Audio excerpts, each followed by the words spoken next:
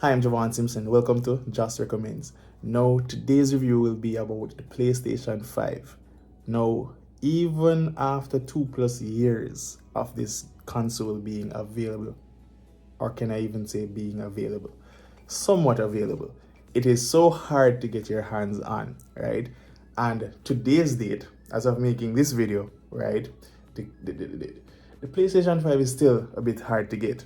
Now, it is way more accessible than it was like a year ago, when we were in the middle of COVID, for example. However, at the moment in which I would have gotten my PlayStation 5, which was a couple of days ago, of course, I had to settle for the God of War bundle, right? As a matter of fact, I would have bought it from Best Buy and not Amazon, which I'm actually going to distribute the links right there in the description so you can actually try to get your hands on one, right? Anyways, if it is that you're actually thinking about it, I suggest that you think fast about it, right? Because these things are going fast. Still, I have a cousin that he would have gotten his for $1,000, right? Remember, the retail value for them is like $400 or $500 thereabout. My cousin would have gotten it for like $1,000, and I'm talking about the digital edition, right? So you don't really find that much persons are, prices are still high for some persons, who are reselling it.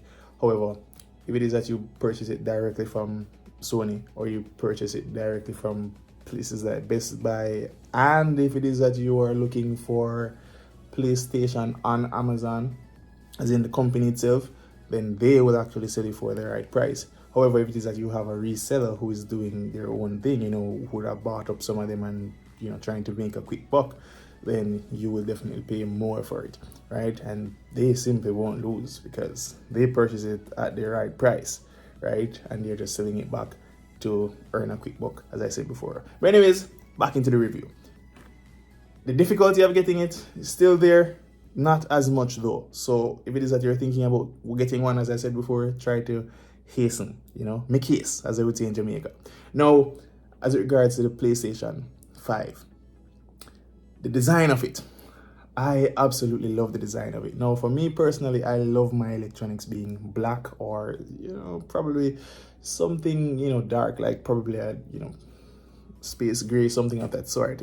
If I'm talking about Apple devices, for example, I'll go for space gray or midnight or something of that sort. When it comes on to PlayStation, especially the PlayStation 5, of course, we realize that PlayStation would have taken a different leap or a different step in actually going white, right? Now, to be honest, the white looks lovely, but it's just a matter of whether or not it will be collecting a whole lot of dust, might make it a bit difficult for you to clean. And so in my mind, I'm like, hey, I want to go for black.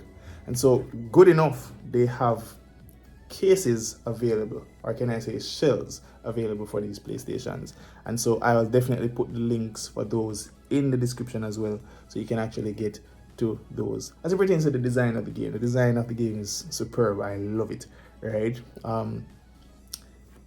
There's some thing about design why it is that I actually went for the digital edition and not the disc edition. No, I mean, having the disc edition gives you almost the best of two worlds in a sense. It's smaller, I must add, not all that smaller, but it's pretty much obvious to the eyes that it's smaller. So if it is that you're thinking about carrying it about with you a lot or quite often, then perhaps you want to take that into consideration. If it is that you're not taking it about with you and you're just having it in the house or in your room, just playing games on a regular basis, then perhaps you might want to reconsider and probably get the disc edition. And if it is that you don't mind, brushing off dust here and there, then you might want to stay with the original white design and not remove the casing or cover for it and replace it with something darker. But that's totally up to you. Now, as regards to the features, now I'm going to be honest.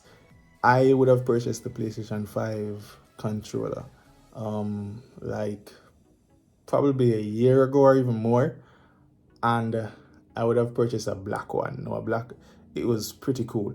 The moment I got it in my hand, I would have purchased it from Walmart, by the way.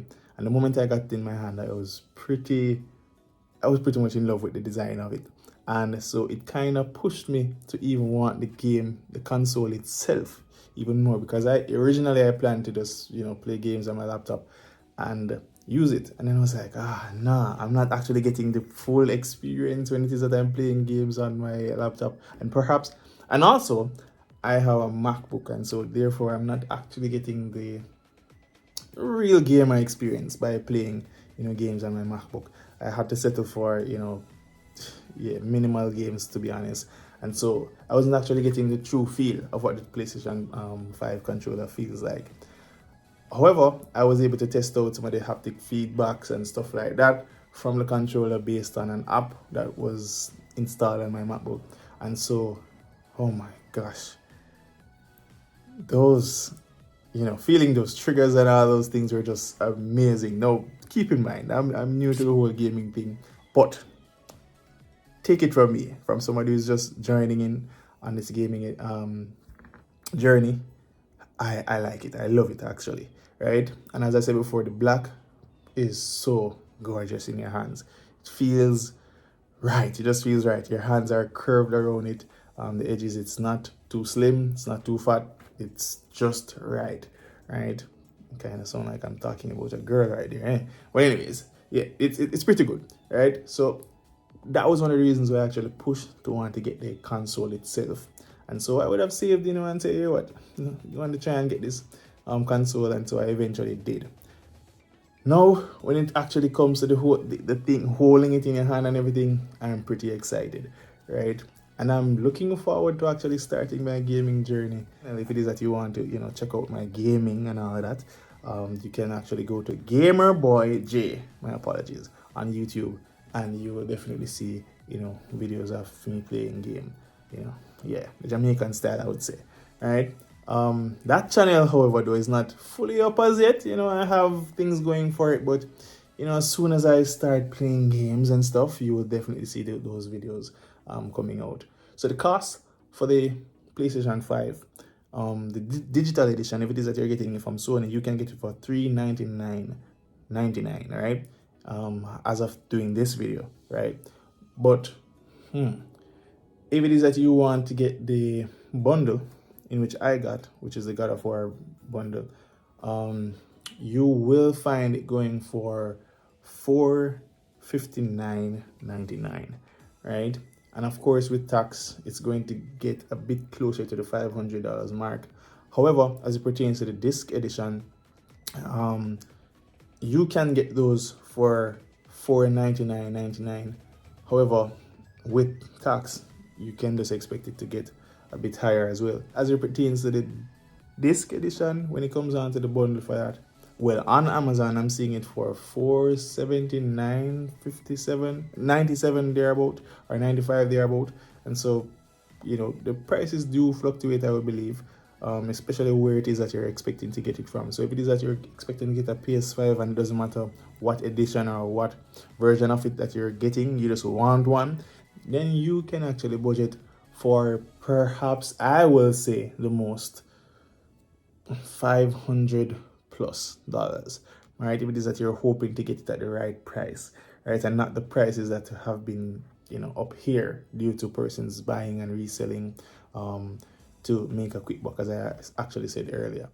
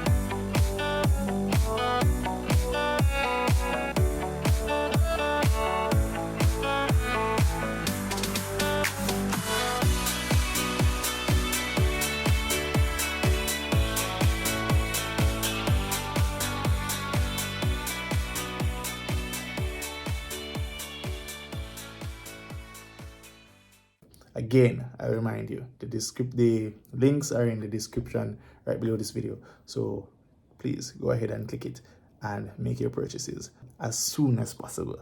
Right? This has been Just Recommends with Javon Simpson. Much love. God bless.